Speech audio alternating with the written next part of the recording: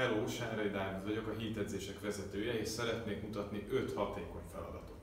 Ezt az 5 gyakorlatot érdemes lehet beépíteni az edzéseidbe, vagy legalábbis kipróbálni újdonságképpen. Rögtön mutatom is az elsőt, ami az egylábas csípőtolás lesz a talajon. Az egylábas csípőtolás egy nagyon-nagyon jó farizom-aktiváló és erősítő gyakorlat. Guggolások előtt különösen tudjuk javasolni. A bemelegítésben is szoktuk csinálni súly nélkül. Kiválóan aktiválja a farizmokat, és sokkal-sokkal könnyebb lesz úgy az edzést csinálni, hogy a farizmaink már éberek.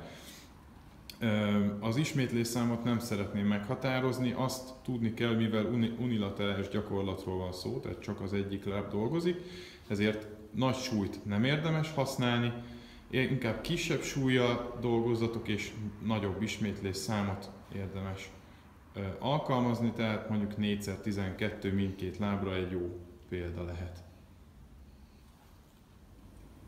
4 gyakorlat van még, amit szeretnék megosztani veled. Az egykezes evezés, megfűszerezve egy kis nehezítéssel, negatív fekvőből karhajlítás, az a stretch push-up, a farmer séta és a haránterpeszből kitörés megemelt lábbal.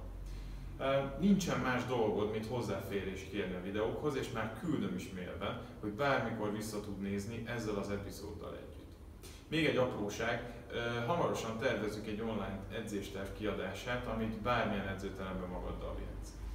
Addig is, ha szeretnél olyan edzésmódszerekkel edzeni, amit az Instagram oldalunkon is láthatsz, írj nekünk bátran.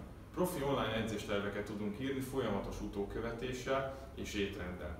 Találkozunk a többi videóban is.